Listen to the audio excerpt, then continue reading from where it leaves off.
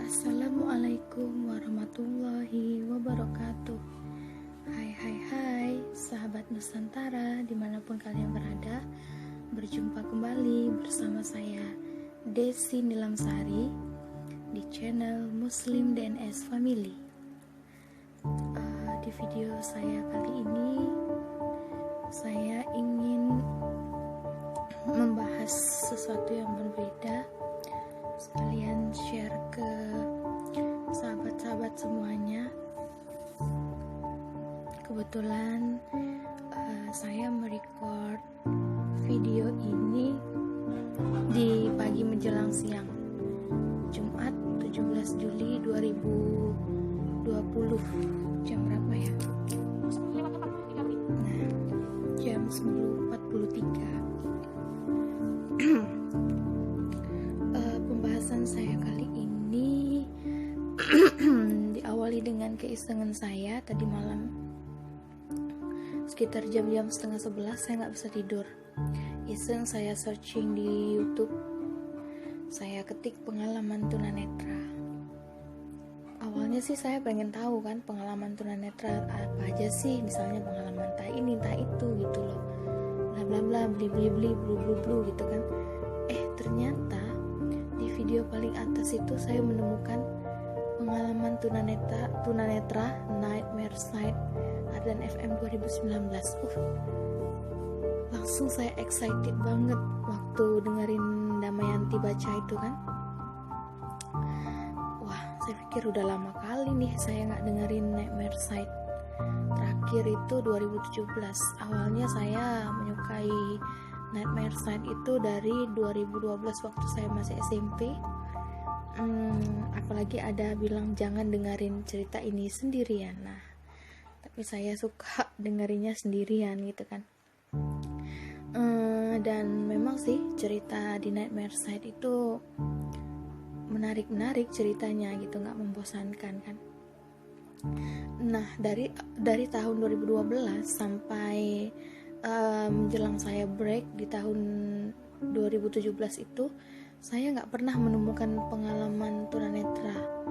Nah, waktu pas saya searching tadi ketemu langsung gitu di 2019 kemarin ya, padahal itu udah 1 tahun yang lalu ceritanya, tapi nggak ada salahnya saya dengerin gitu kan. Jadi di 2020 ini pertama kali saya dengerin kembali Nightmare Sight. Dan FM itu salah satu stasiun radio di kota Bandung. Memang dia setiap malam Jumat itu menyajikan cerita-cerita mistis dari jam 10 malam sampai jam 12 malam. Nah, jadi langsunglah saya dengerin tadi malam. Ternyata ceritanya menarik. Itu menceritakan tentang mahasiswa tunanetra. Dia dibacain buku sama volunteer atau biasa kami sebut dengan reader ya. Nah, kebetulan kakak-kakak di Bandung itu atau teman-teman di Bandung yang alhamdulillah mempunyai penglihatan yang sempurna, berbaik hati membacakan buku untuk kami yang tunanetra gitu. Kalau yang saya tahu sih di Bandung ya, tapi nggak tahu di provinsi lain ada nggak itu ya, mudah-mudahan sudah ada. Jadi pokoknya penasaran kan kalian gimana ceritanya?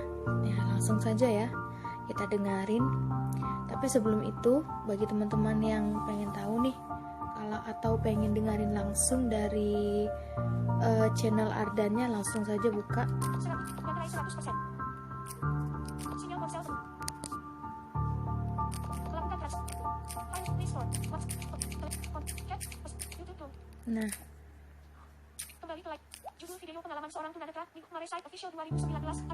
Nah, itu dia ya.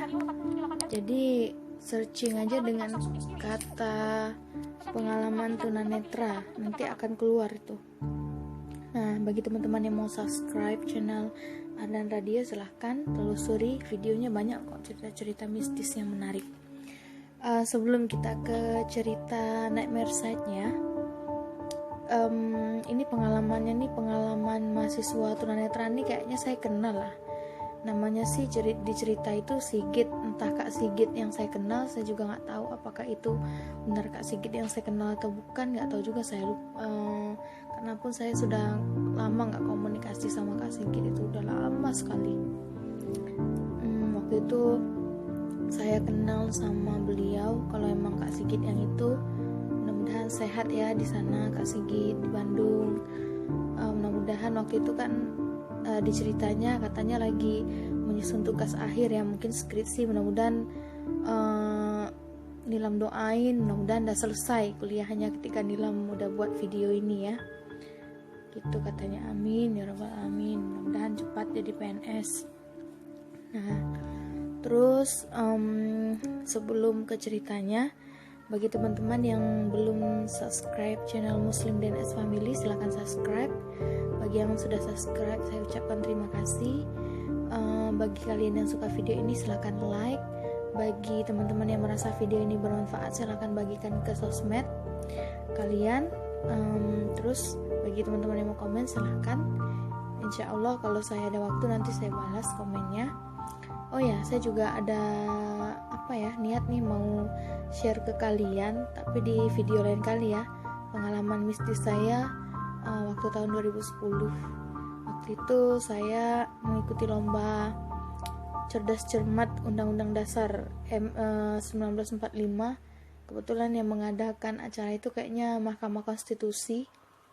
Nah itu pengalaman saya sama salah satu teman saya ya. Nah nantilah di next video saya akan menceritakannya insya Allah. Itu salah satu kejadiannya saya alami di salah satu apartemen di Jakarta. Oke, langsung saja ya, kita ke cerita dari Kak Sigit. Oke.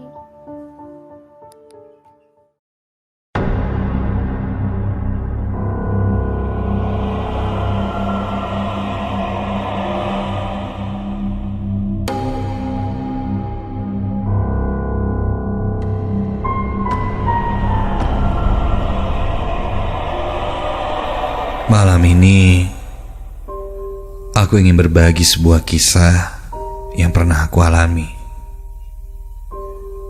Nama aku Sigit. Aku seorang tunanetra. Aku tinggal di asrama, tepatnya di Jalan Pajajaran, Bandung. Meskipun aku seorang tunanetra, tapi hal ini tidak menjadi hambatanku untuk beraktivitas. Aku kuliah di salah satu kampus swasta di Cimahi, dan sekarang sedang menyusun tugas akhirku. Karena aku seorang tunanetra, jelas aku membutuhkan orang-orang yang bisa melihat untuk membacakan buku-buku yang aku butuhkan dalam pengerjaan skripsiku itu. Dan otomatis aku membutuhkan sukarelawan yang bisa membantu. Kami para tunanetra biasanya menyebutnya dengan istilah reader atau pembaca. Pada hari itu aku mendapatkan seorang reader, temanku yang merekomendasikannya. Aku diberikan kontak reader itu, dan aku langsung menghubunginya hari itu juga. Karena memang ada beberapa buku yang harus cepat-cepat dibaca dalam 1 minggu ini. Setelah aku telepon dan berkenalan, tanpa basa-basi aku utarakan maksudku. Beruntung sekali waktu itu. Ternyata dalam waktu 1 minggu dia ada beberapa waktu kosong. Meskipun dia bilang hanya bisa siang hari atau sore hari, dan hanya beberapa jam saja. Tak masalah buatku. Akhirnya kami pun membuat janji untuk pertemuan pertama. Dan dia menjanjikan besok hari Rabu, siang ke sore katanya, dia akan datang ke asrama. Namanya Aprilia. Aku pun memanggil dia dengan panggilan Mbak April, Yang ku tahu dia kuliah di salah satu universitas swasta yang ada di Bandung.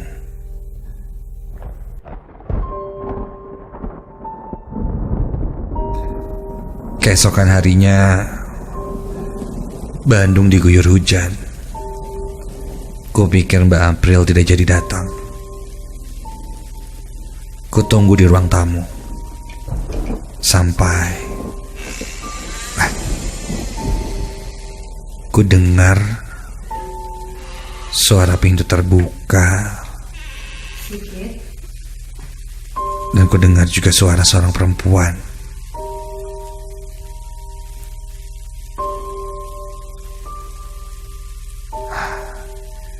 Suara yang tidak asing yang pernah ku dengar di telepon. Mbak April ya? Dia lalu menjawab dengan ramah.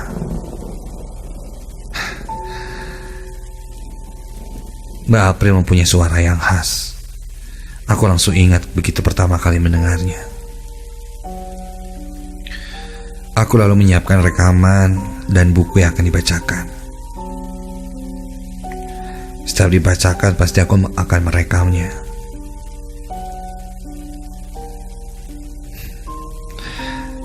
Mbak April ternyata orang yang ceria, baik, dan ramah sekali. Dia boleh membacakan paragraf demi paragraf buku itu dengan ekspresif. Gaya bacanya pun enak, membuat aku menyimaknya dengan seksama.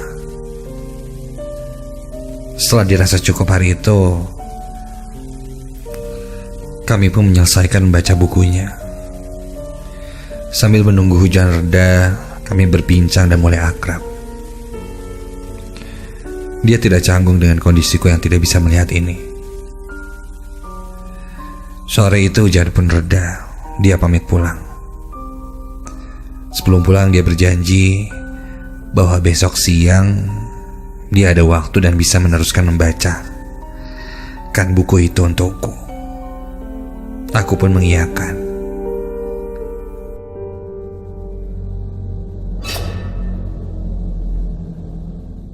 Singkat cerita,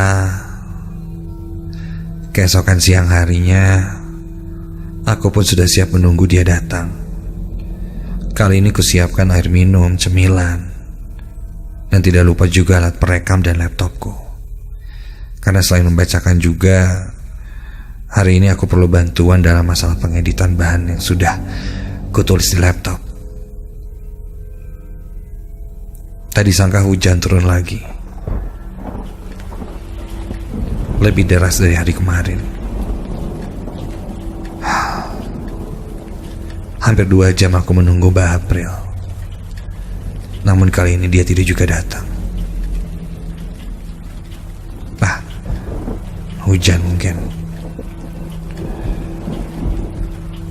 Jalanan macet atau banjir, entahlah. Aku pun mencoba menelpon dia, tapi nomornya tidak aktif.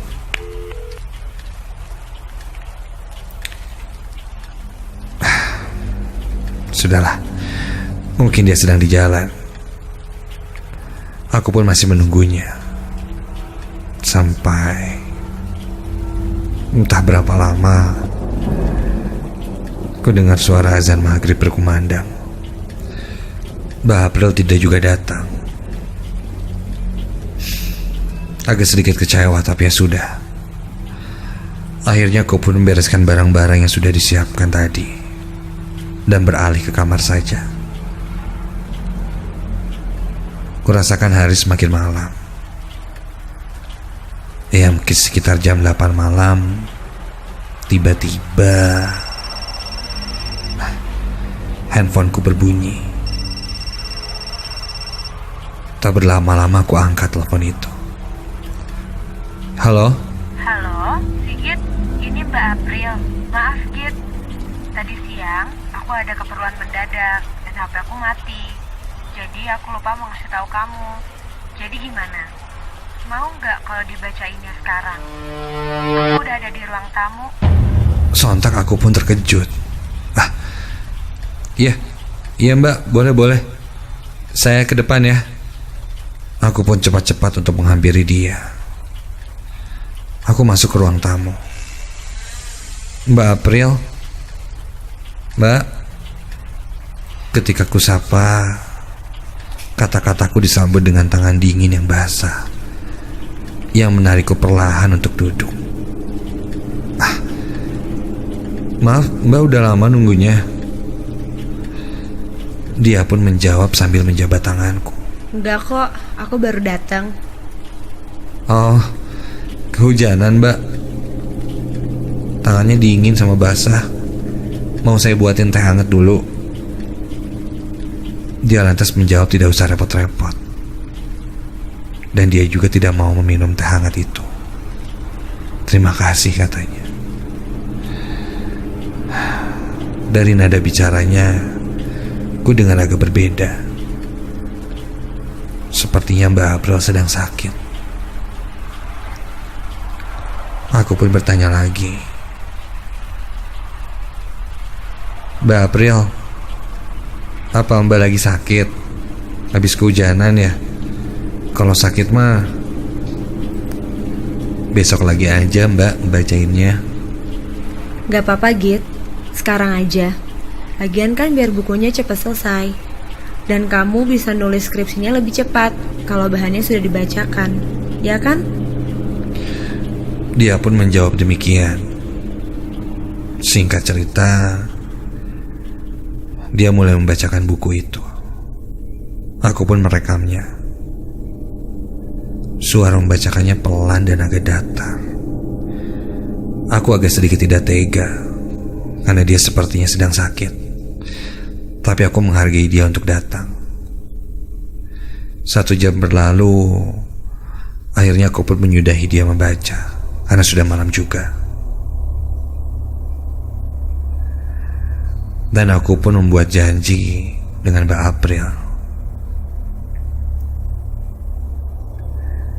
Aku bilang kita lanjutkan saja besok siang. Lalu Mbak April menjawab, besok dia bisa. Bahkan katanya mau tiap hari pun dia bisa. Asalkan malam hari, sehabis maghrib.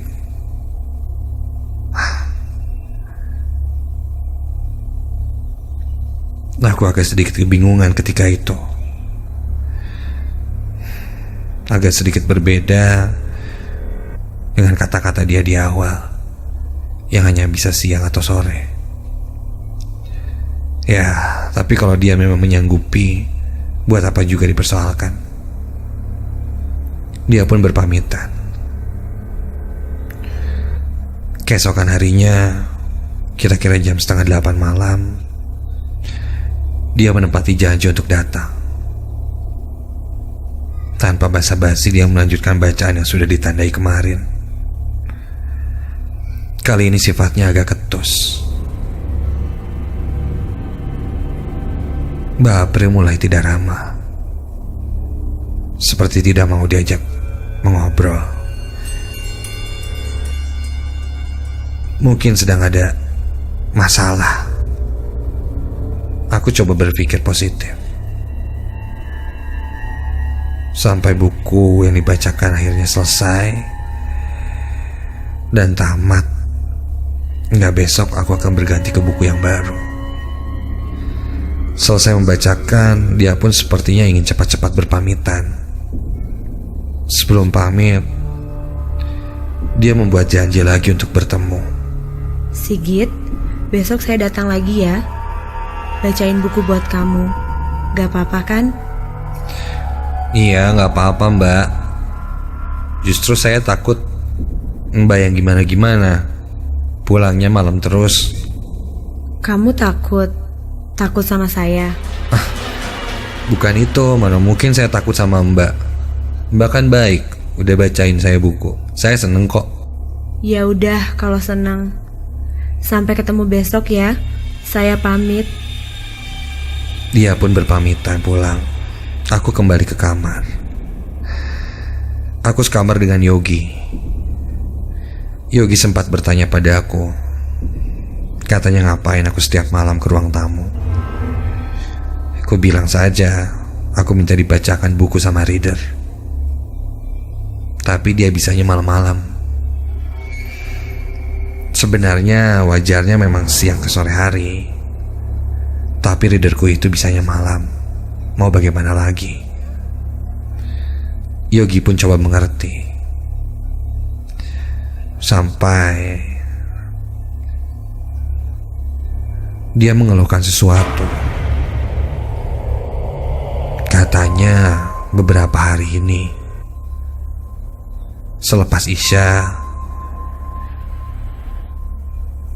dia selalu mencium bau bunga melati. Aku sih tidak menciumnya. Entah dari mana wewangian itu.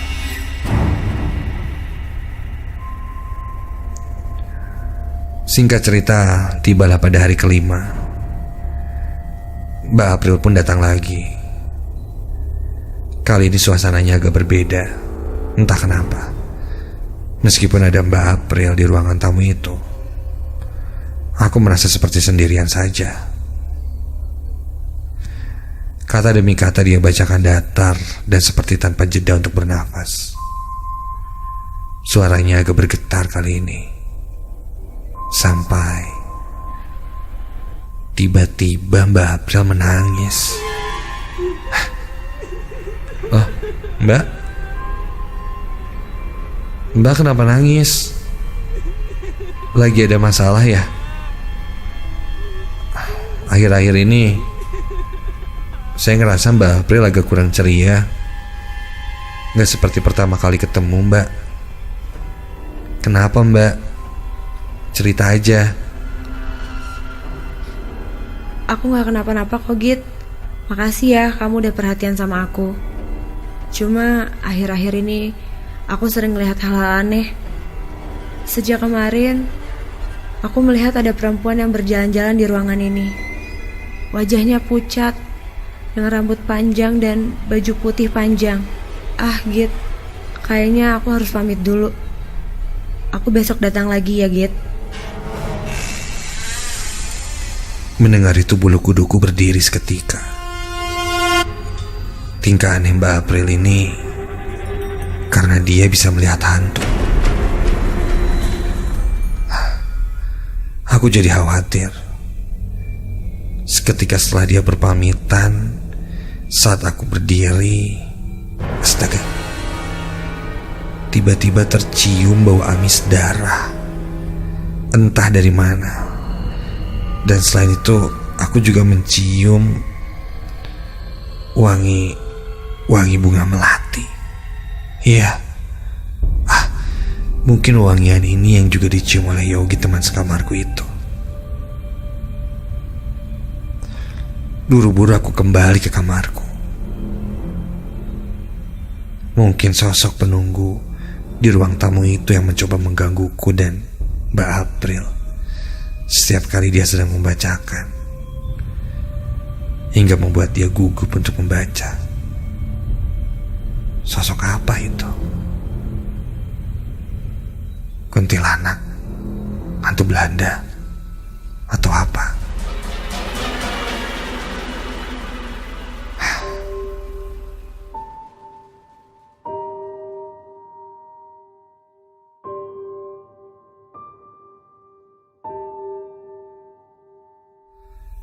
Keesokan siangnya sehabis makan siang,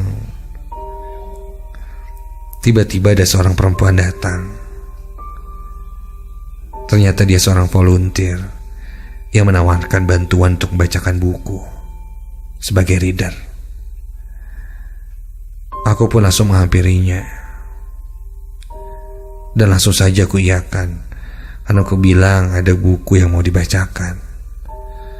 Meskipun aku sudah janji dengan Mbak April, tapi buku-bukuku masih banyak yang belum dibacakan.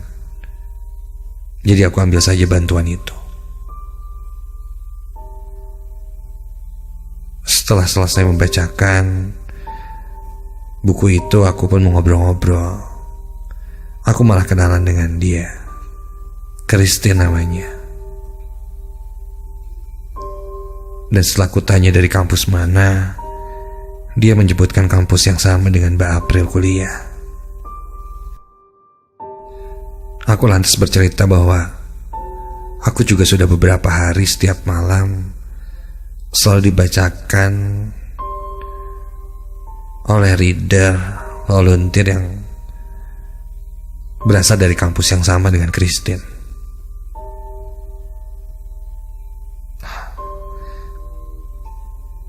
Dan ketika dia bertanya siapa namanya, aku jawab saja, Aprilia. Setelah aku sebutkan namanya, sontak terdengar ekspresi kaget. Bahkan dia seperti terlonjak dari duduknya. Sampai-sampai botol air minum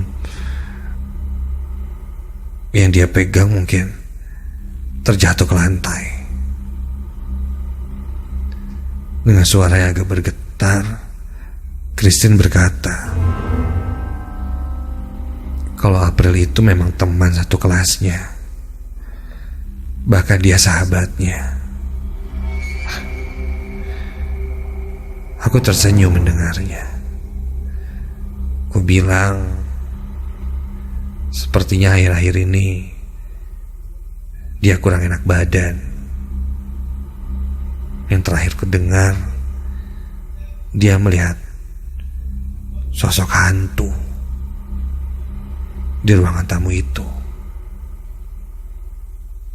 Begitu ceritaku. Christine lalu memegang tanganku dan dia berkata kalau April sudah meninggal beberapa hari yang lalu.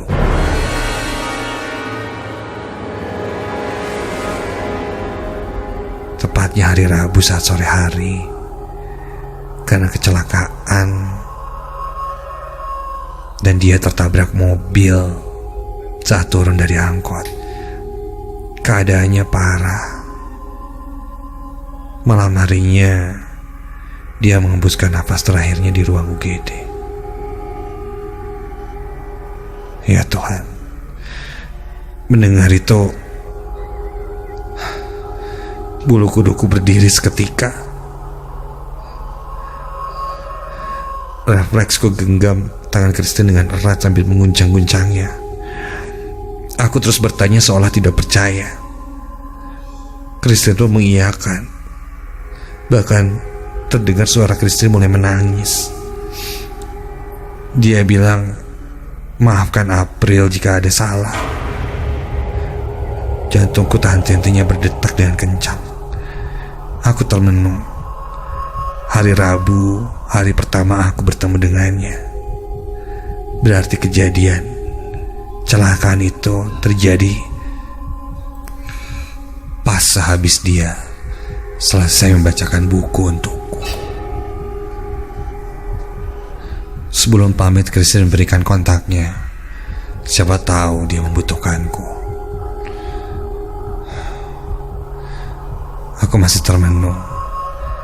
Selama ini membacakan bukuku. Siapa?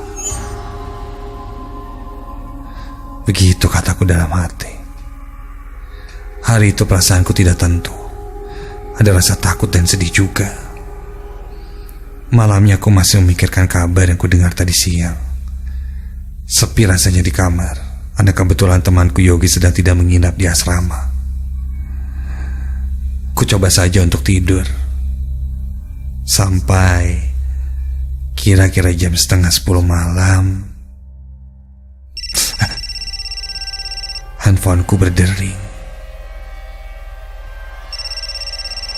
Aku lalu mengangkatnya. Halo? Sigit, aku udah nunggu kamu dari tadi di luar. Kenapa kamu gak keluar-keluar? Ya Tuhan, seketika jantungku serasa mau copot. Itu suara Mbak April. Aku langsung menutup telepon itu. Cepat-cepat mengunci pintu kamarku dan lari ke tempat tidur, menarik selimut dan berharap aku bisa tidur lebih cepat. Aku coba terlelap sampai Aku pun berhasil tertidur. Entah untuk berapa lama, hingga tiba-tiba saja aku terbangun.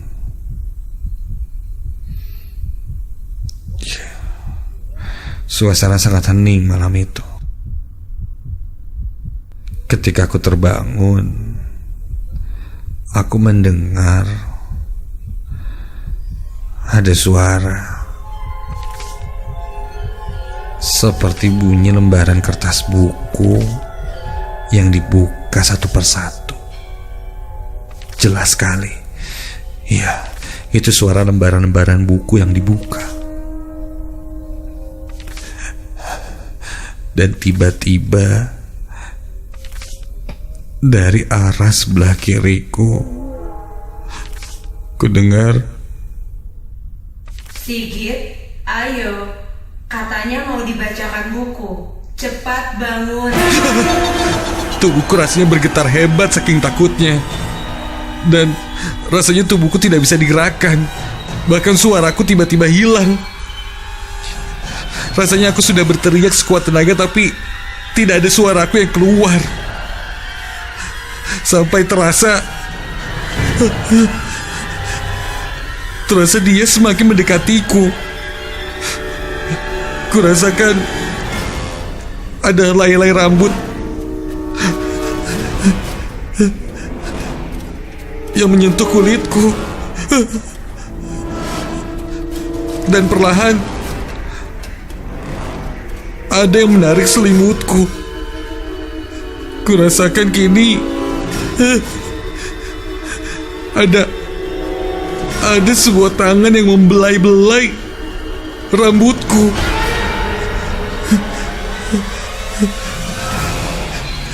Terdengar juga suara di samping telingaku, sangat menyeramkan.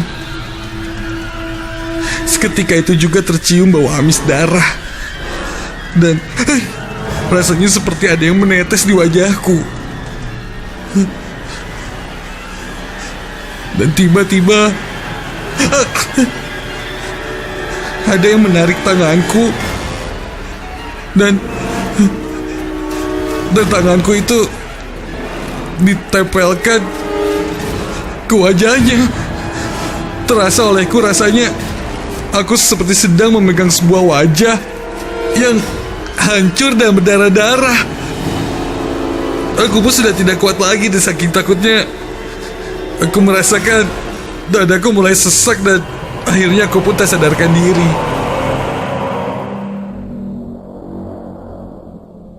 Keesokan harinya aku pun tersadar dan ku dengar suara teman-temanku, juga pembimbing asramaku. Katanya mereka kaget ketika melihatku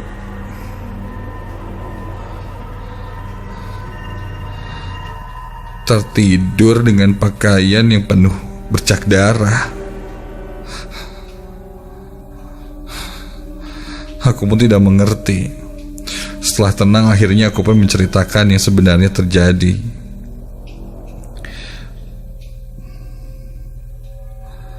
Dan setelah itu aku pun mengecek suara rekaman-rekaman ketika dia membacakan buku. Setelah dicek, ternyata yang ada hanyalah suara rekaman di hari pertama. Dan selanjutnya di rekaman itu aku hanya bicara sendiri dan tidak pernah terdengar ada suara orang sedang membacakan buku.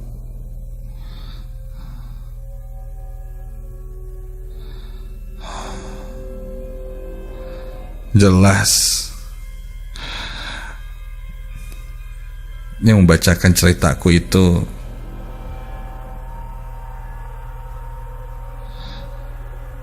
entah memang arwah Mbak April atau mungkin yang lainnya. Yang jelas setelah kejadian itu, aku jadi sedikit agak trauma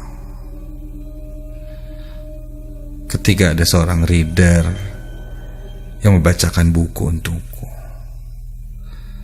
Dan selalu aku harus pastikan bahwa kali ini readerku itu seorang manusia.